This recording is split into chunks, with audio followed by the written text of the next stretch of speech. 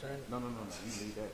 To drop it. Yeah, but he need the clip. I was going to drop this in. You want me to drop it down my dress? You can leave it on the side, honestly, how those are. Oh, okay. Yep. But you don't. Yeah, I'm just saying she wanted to drop it. No, it's okay. He said it's right here. Yeah, honestly, yeah, the hide the wire. Yeah, the hide the wire.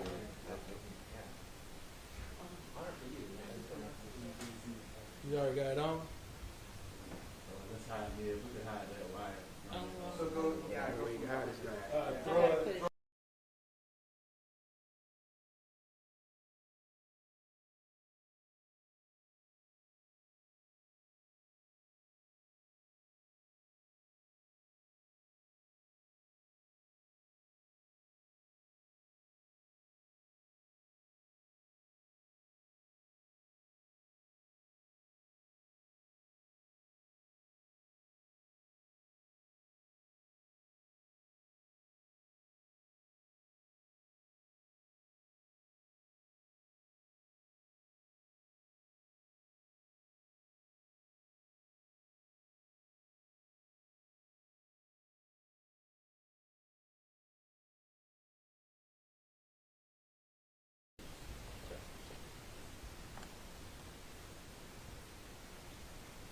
That makes a lot of sense, but again, we just look at kind of me or whoever the reporter is, we'll just rotate who's kind of asking the questions just so we can. So look at who's talking? Me, yeah, and we'll probably just move whoever the reporter is, basically where I am. So we was looking between these guys? What? Just look at him. Yeah, look at him, yeah, so just act like you're talking. Got it.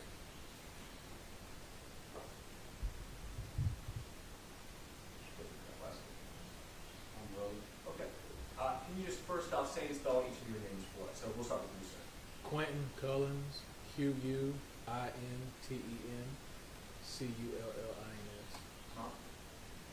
Maya Cullins, Yacullins. And Gerald Grigg, Gerald, And we're sitting here 2 years, more than 2 years, after your son's death. Okay? And let's just first thought of that. I mean, as you look back over these 2 years, what are the emotions like? What are you thinking now, so long after your son's passing?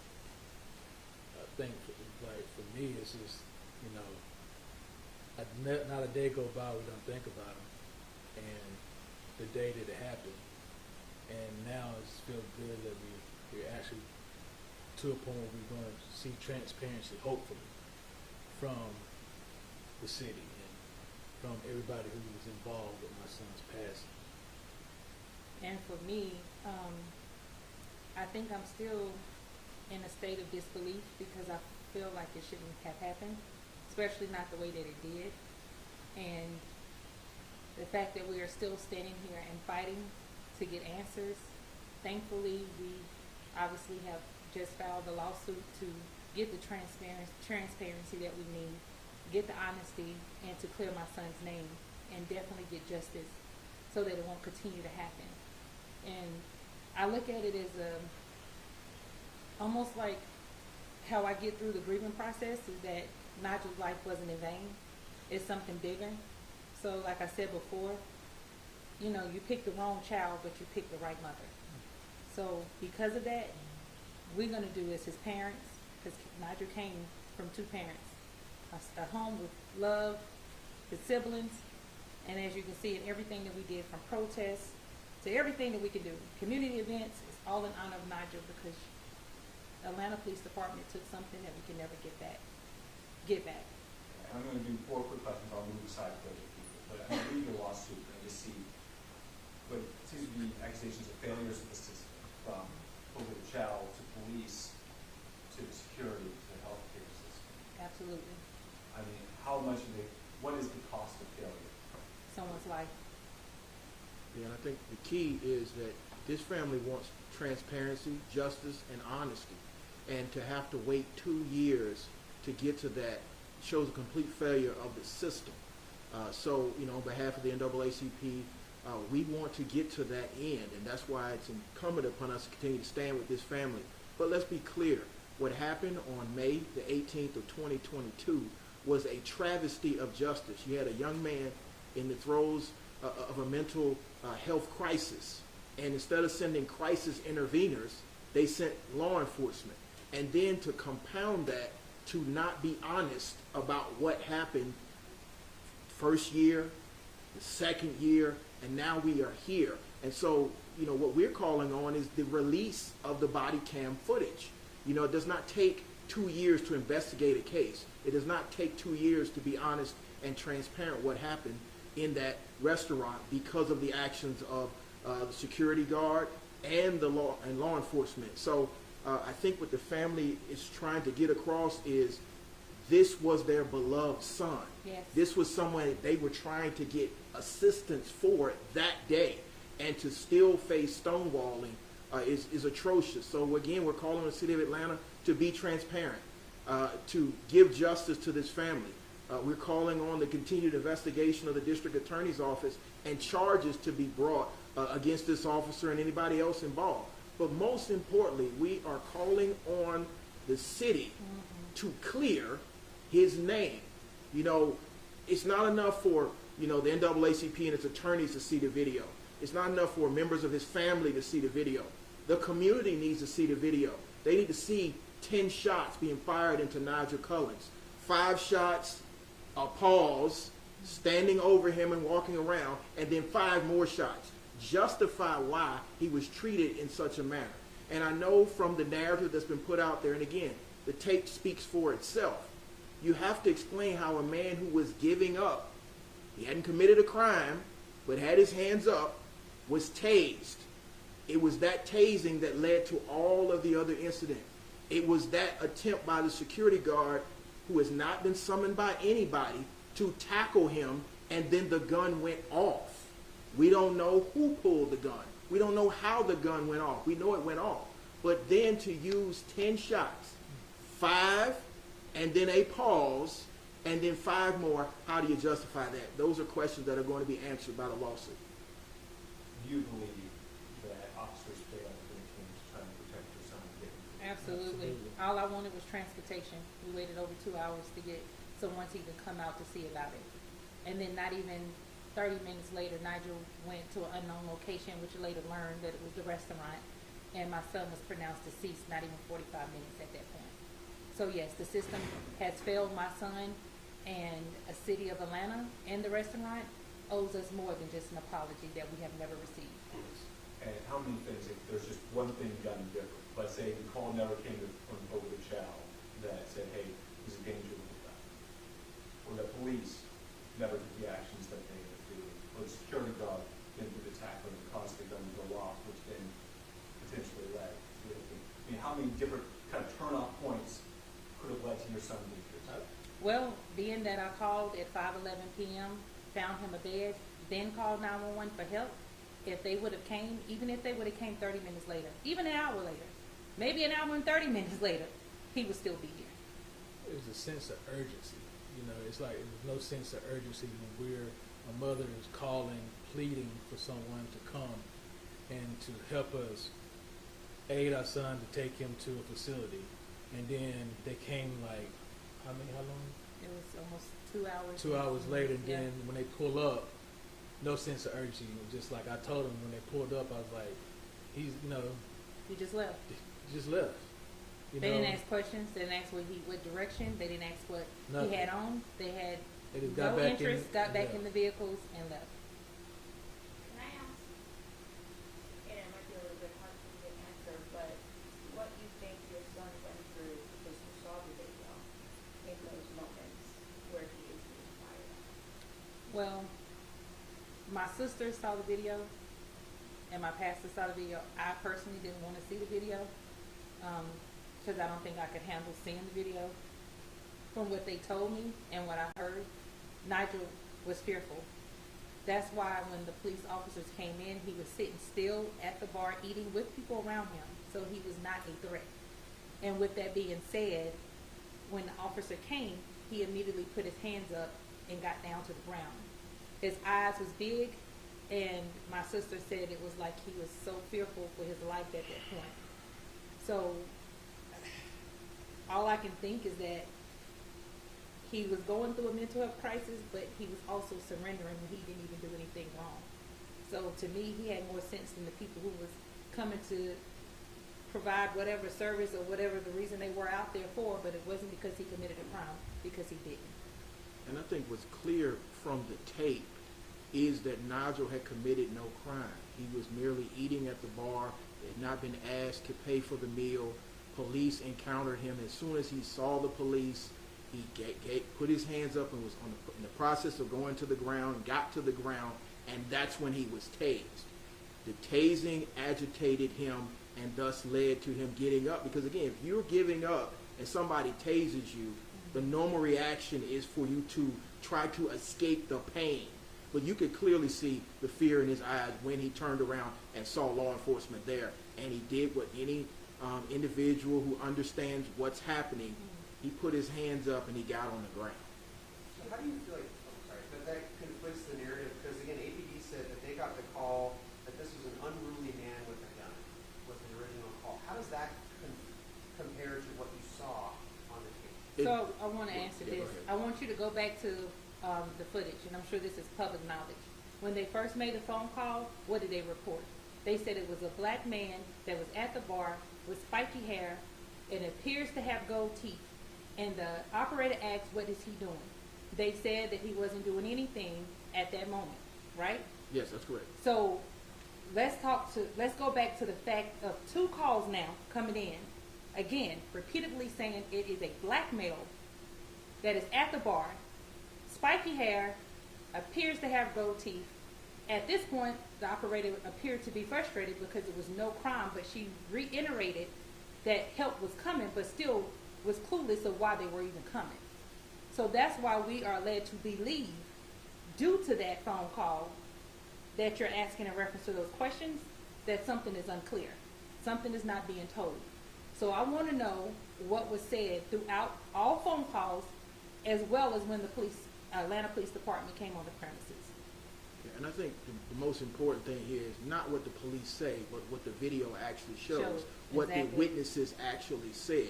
And with all due respect to law enforcement, their job is not to craft the narrative. Their job is to respond to what actually happened. So as she said, there are 2 911 calls that are clear. There's no crime that's in process. There's no crime that's been committed at that point. Police appear. They speak to one of the managers or someone associated with the restaurant, and that's where the haziness comes in as to what was actually going on. But you can actually see from the body cam and the surveillance footage, there was no crime being committed. And so once they encountered him and he had not committed a crime, and he turned around, saw what they were doing. Again, the gun is not visible. You can't see a gun. He's putting his hands up. He's going to the ground, and then he's tased. So our question through the family and through the lawsuit is, why was he encountered in such a way that escalated to the point of him being shot 10 times? Do you think that this highlights, sorry to interrupt, do you think this highlights a double standard with for this open carry law? Do you think that 911 would have been called at all if it was a white man at this bar who was open carrying, or that shots would have been fired or this would have been handled the way it was handled if this was a white man who was sitting at that bar with a child?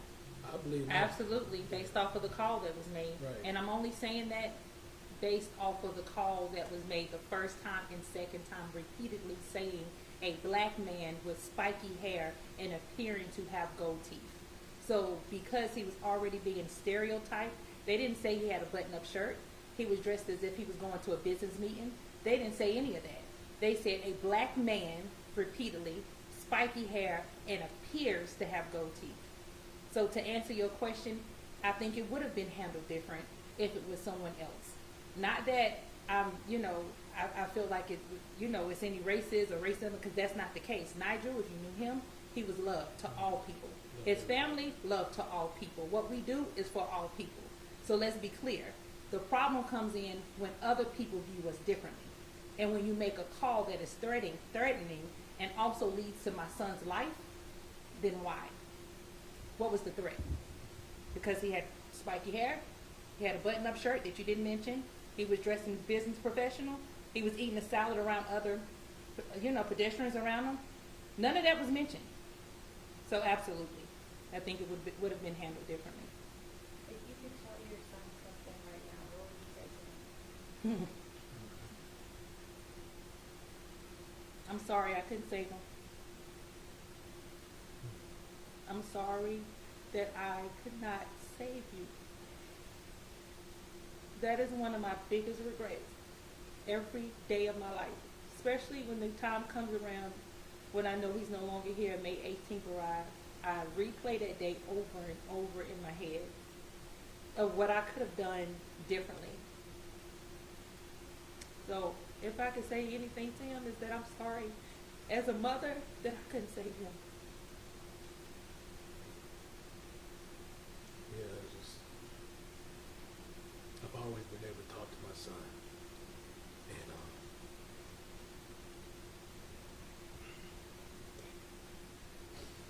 It's okay.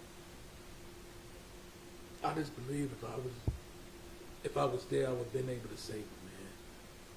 That when it went down.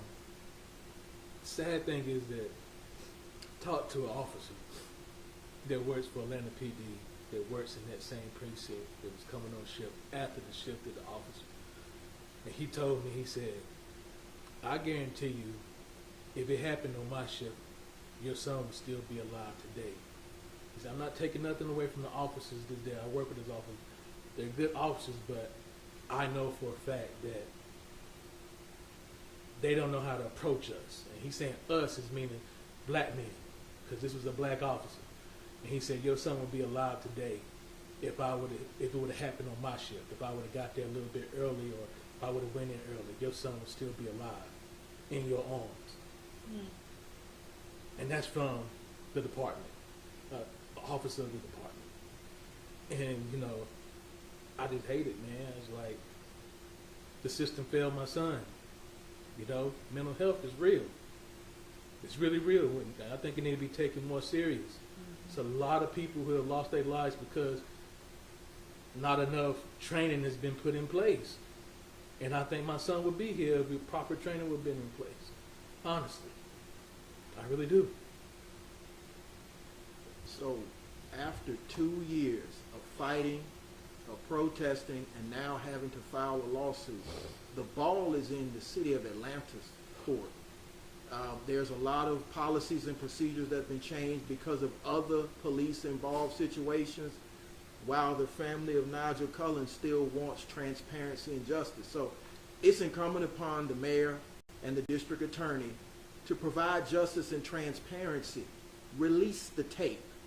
Be clear with the citizens of Atlanta what happened to Nygil Cullins, and make sure it never happens again by changing policy, by also changing laws that allow for a crisis intervener or a mental health provider to accompany in these cases, or be the first responder. This is a situation where, you know, anyone can conceal carry. There was no reason for Nygil not to have a weapon in this state. But to actually come as law enforcement and encounter him when he's not committing a crime, tase him, and then ultimately lead to his death, that's a failure of the system. And so it's time to address the policies and procedures that led to this death, and to be transparent. It doesn't take 2 years. I hear there's a new policy that after a 90-day investigation, all the information is released. Well, it's been 2 years. It's time for that policy to affect this family and other families. And that's what we're calling for on behalf of this family. We're calling for policy change. We're calling for justice, and we're calling for transparency. And especially in the city, too busy to hate, the birthplace of civil rights, arguably the birthplace of social justice. It's time to live up to that. Can you parents, feel at peace or have closure while they still haven't released this game? Absolutely not. No closure. None. We can't get closure when they're not being transparent. We can't get closure when every time we reach out and ask for information that should be open and available to us as a family, when it's still an investigation, or no calls returned, or false promises that we're going to get in touch with you to keep you abreast of what's going on, and it's just dead ends after dead ends. So no, we unfortunately don't have closure. Can't have closure whenever your son's 22 years old, full of life ahead of him, and we're here. I was just telling his mom the other day, it's like, it's hard to be sitting here moving on every day, and he ain't here. He ain't here. There's so much stuff going on. He has a niece now. What he would do, how he react to her, how good of a uncle he would be to her. You know what I'm saying? So when it came up to Saturday, the day that he was taken away from us, it's a bad day. That day would never go away. 518 would never go away. It's hard to leave the house on 518 because my son left his home and he didn't come back, and his mama waiting there for him because she was sure that he was going to come back. But then somebody take his life because he had an issue, a mental issue. That's not right. It's not right at all, man. It's not. So it won't be no closure. Can't till we get justice, till we see transparency, till policies get changed. Stop failing. I sit in a room with the mayor, all these families who have loved ones taken away because of policies and stuff. I'm breaking down because of them, but I'm breaking down for my son. It's hard. It's really hard, man. As a man, you teach your son every type of thing whenever you step out the door. What not to do. Every time my son if he got pulled over for a traffic stop, first thing he do with him, call me and his mama on FaceTime. Immediately. Nervous. Thinking that his life is going to be ended just because of speeding or not stopping or coming to a complete stop. But we was teaching our boys how to make it home safely. And unfortunately, this time, because Nygil wasn't in his right state of mind, he didn't make it home safely. I have 3 other kids, 2 boys, 1 girl. When they go out and want to still be kids, as they are, they're teenagers, In college. the fear of your kids leaving the home, man. I worry the whole entire time. Watching Life 360 to make sure they fine, make sure ain't no accident, make sure ain't nothing bad. Calling to make sure they made it to where they got to get to. That is traumatizing, man. Traumatizing. It's bad. It's bad. So, I mean, here's the thing. In a city that prides itself on building a $90 million public safety training center, but not providing justice and transparency to the families that have been impacted, is a travesty, is a shame. You can't train your way out of this. You need to be accountable and provide justice. That's why folks were marching in 2019, 2020, 2021, 2022, 2023, and they're still marching in 2024 for justice and accountability. So again, the ball is in the city of Atlanta's court. They say all of these lofty things that we're going to provide justice and we're going to provide transparency. Well, provide the tape and not the edited version of the tape. The entire tape. All of the interactions with Nygil, especially those last 10 seconds that were edited for the NAACP, but then we saw the full tape. It's time to be just. It's time to be accountable and provide transparency. His family shouldn't have to go through another painful anniversary of his death with stonewalling and lack of providing transparency.